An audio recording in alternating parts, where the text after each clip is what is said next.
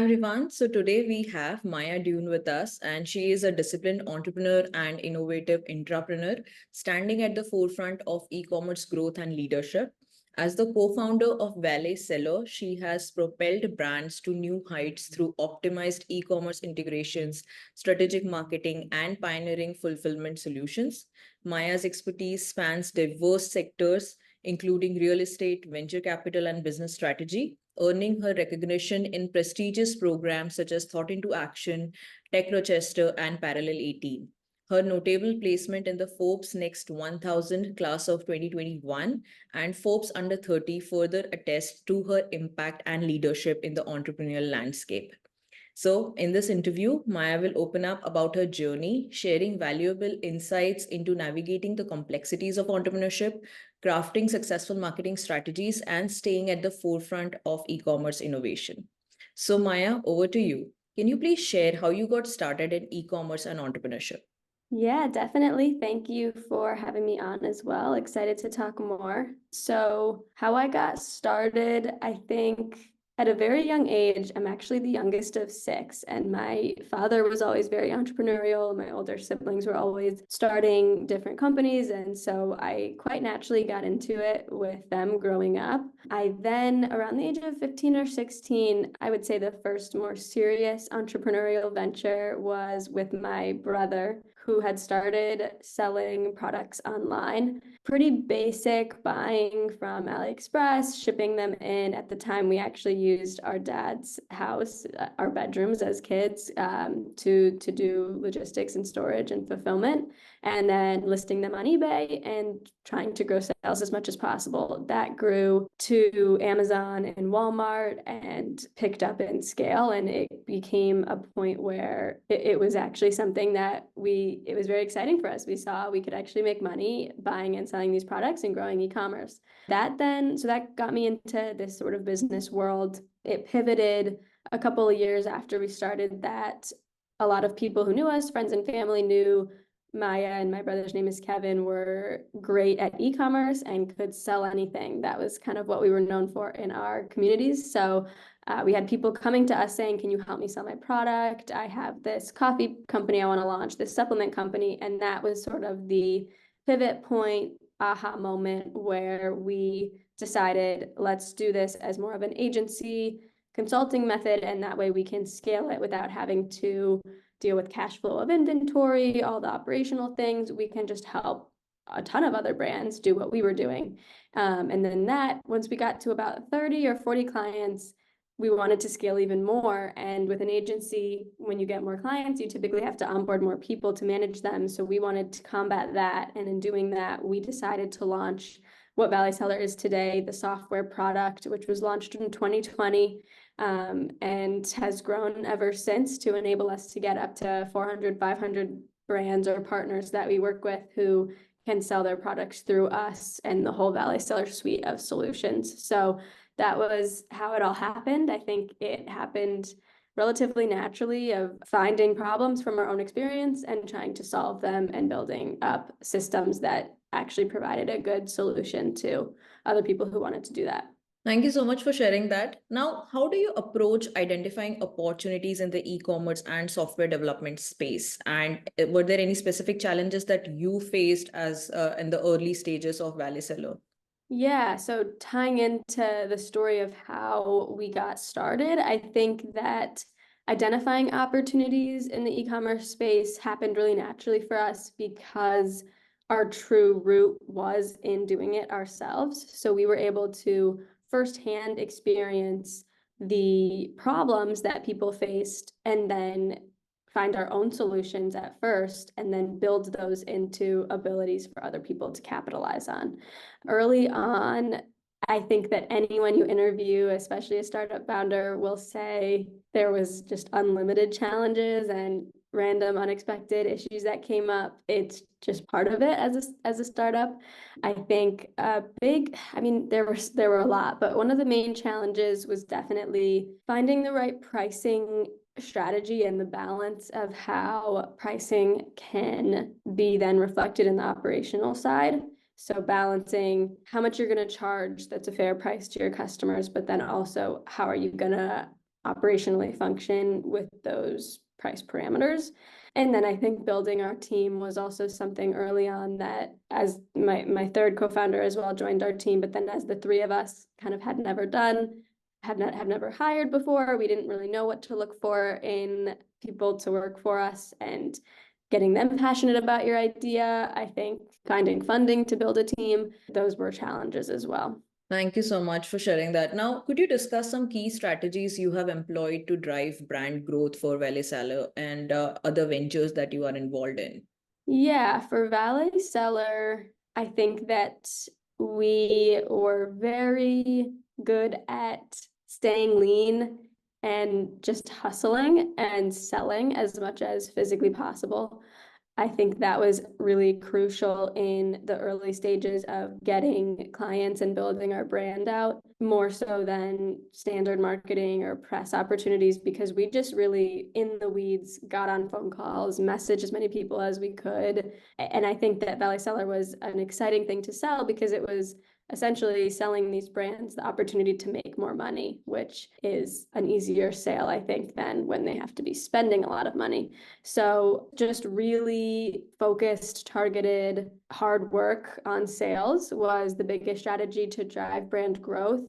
Then once we had done that part, the rest of it kind of was more necessary to just, okay, now we have 10 brands, we need the operations to be up to speed to do it, and put us into a little bit of a position to kind of no other choice but to make it succeed and work was to then build out the team. So that worked well for us. I think that, and we didn't raise money. So I think in other startups where funding is something that you're raising money for, there might be other strategies, but for us as trying to bootstrap it and stay very lean, it was really all about the sales. And for other ventures I've been involved in, like the brands and podcasts and other things, I would say kind of hand in hand with that, but just a lot of networking helped as well to have a credible personal profile, allowed other ventures to be more successful. Thank you so much for sharing that. Now, how do you approach fulfillment solutions and how does it enhance overall business efficiency? Yeah, fulfillment solutions are so crucial, especially for a consumer good or CPG brand. It enhances it. I would say that enhance isn't even the right word for business efficiency because it's so crucial. It's not really a choice to have efficient logistics and fulfillment solutions. So we have approached it, well, we started at our parents' house, and then that moved into actually my brother's dorm room, and then we finally moved into a real warehouse space. Actually, before the real warehouse space, we moved back into my parents' house. They had a barn in the back that we transformed into a warehouse, and then we finally moved to a real space. And we were able to, it's a difficult thing to do with fulfillment solutions. I think if you're going to do it yourself, you need to be able to find the sweet spot of enough space without going overboard, but also to be able to run efficiently. And if you're partnering with a fulfillment solution, I think you really need to look for a good trust in your relationship, credible solutions, and a good warehouse environment for your products, and also, of course, affordable rates. But as doing it ourselves, we approached it very much as okay, as we got more brands interested in using our warehouse, step by step, we would expand and expand. And luckily, we were in a facility that allowed us to, and that was something we prioritized looking for, that allowed us to expand as we grew. So that's been really great. And I think the next step will be moving into a larger facility, and it's a little bit more simple of a business offering because it's just direct how many products or how much cubic feet do we have and how much space do we have available, and we need to keep up with that and then run our systems very efficiently. Thank you so much for sharing that. Now, beyond your own brand, you have been involved in developing other brands as well. So how do you approach the creation and development of new brands?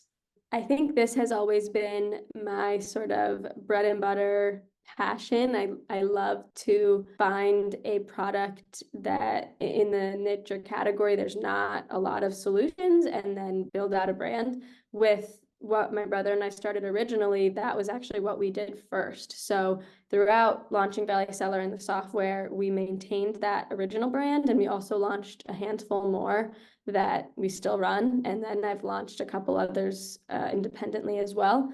And I would say there's three main steps. There's finding a good product. There's a couple tools out there that I use that are helpful.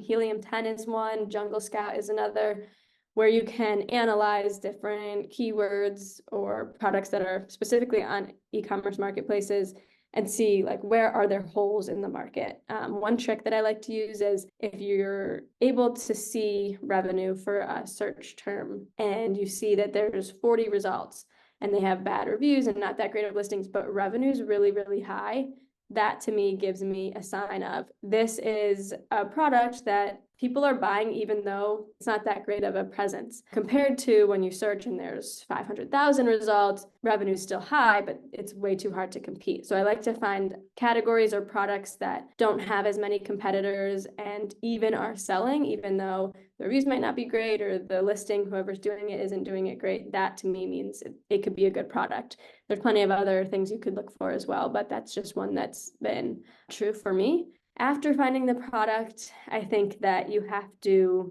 build out the creatives and the brand and the vision as much as you can with your budget. I think a lot of people struggle with launching before it's 100% ready, but I actually think and like to follow the rule of just getting it out there and getting it visible, and you can always improve down the road.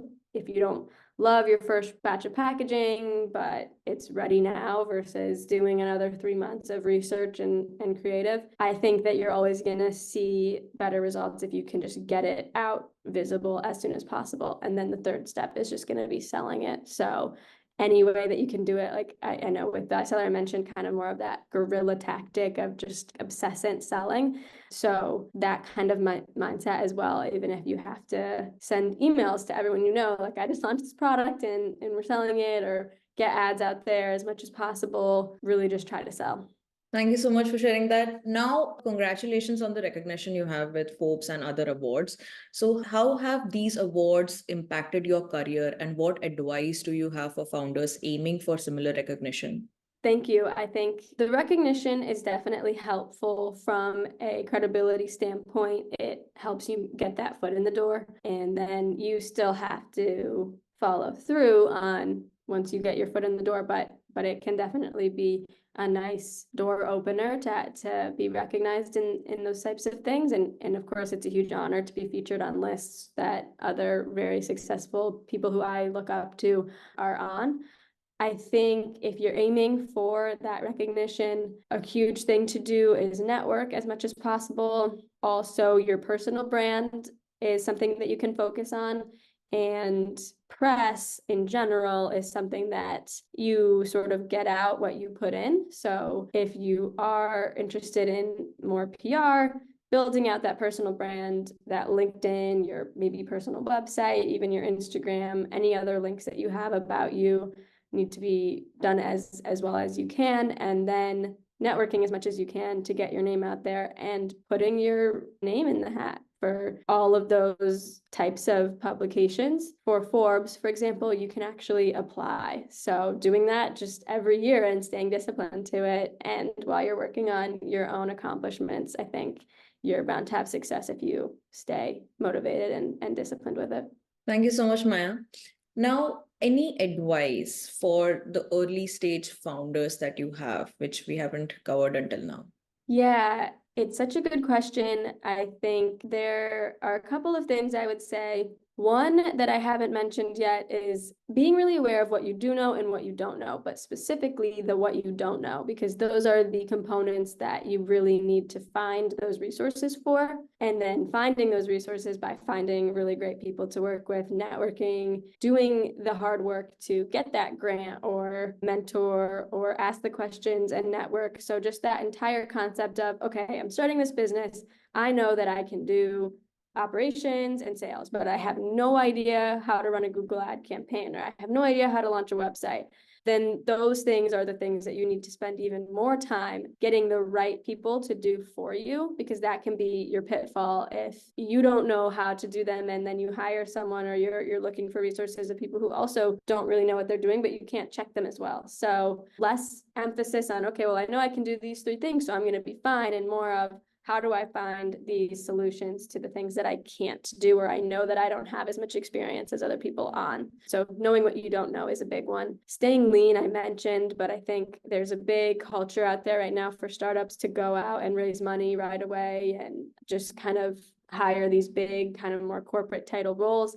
But I think there's a lot to be said about staying lean and just really, truly being in the weeds at first, so that you firsthand can see, okay, if I'm going to launch this company, I know that these 10 positions are really important, and I've done all of them to some capacity. So I know what I need to look for. I know when there's a slowdown in efficiencies, and doing that yourself at first, I think, can be really crucial to the company's future success. And that also helps you set up a really good structure. And then the third point that I would say is, later down the line, I think a lot of people will say this advice of saying no can actually be really good for a startup. I think that in the beginning of launching a startup, you kind of say yes to everything. If you get anyone that's willing to pay you money, I kind of like the advice of just saying yes, but then there does become a pivot point where saying no will be more profitable.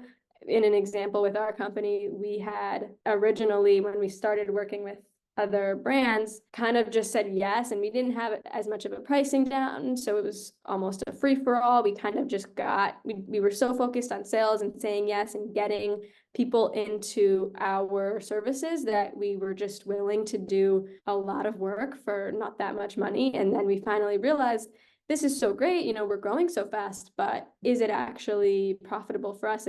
Are we losing money on some clients? But I would say, even though some of them might have lost us money, they